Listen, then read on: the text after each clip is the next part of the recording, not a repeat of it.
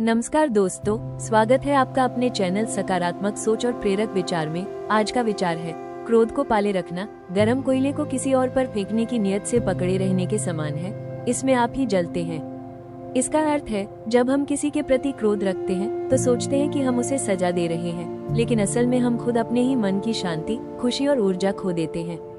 क्रोध बाहर नहीं, भीतर जलता है। जब हम क्रोध के क्षण में होते हैं तब हमारा मन तूफान की तरह हो जाता है। उस समय चेतना स्थिर नहीं रहती और अहंकार सामने आ जाता है। विवेक, जो आत्मा की शुद्ध चेतना है, उस समय दब जाता है और हम अपने सही निर्णय और आत्मिक शांति से दूर हो जाते हैं। क्रोध में ये शक्ति खत्म हो जाती है। दोस्तों, मन और आत्मा अलग है। आत्मा शांत, निर्मल और प्रकाशमान है। यही विवेक का स्रोत है। पर जब मन क्रोध से भर जाता है तो वह आत्मा से जुड़ाव खो देता है और हम अपने भीतर की शांति, प्रकाश और सच्चे आनंद से कट जाते हैं। जब हमें लगता है कि मेरे साथ अन्याय हुआ है, मेरा अपमान हुआ है, मेरी बात नहीं मानी गई है, तो ये सब मैं की भावना से जुड़े विचार हैं। यह मैं ही अहंकार है।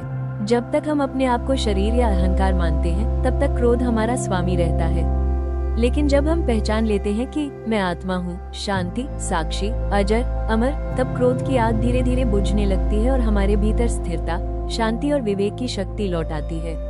आत्मा केवल शुद्ध प्रेम और करुणा है। अब हम इसे सरल तरीके से समझते हैं। मान लीजिए किसी ने आपके साथ कठोर व्यवहार किया। अगर आप सोचेंगे मैं शरीर हूँ, मुझे चोट लगी है, तो क्रोध उठेगा।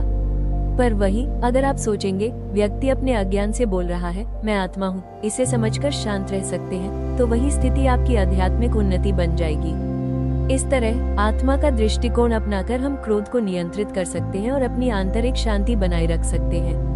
तो दोस्तों, हमें हर स्थिति में अपने विवेक को बनाए रखना है। अगर आज का विचार आपको पसंद आया हो तो इसे लाइक और शेयर कीजिए और चैनल को सब्सक्राइब कीजिए। धन्यवाद।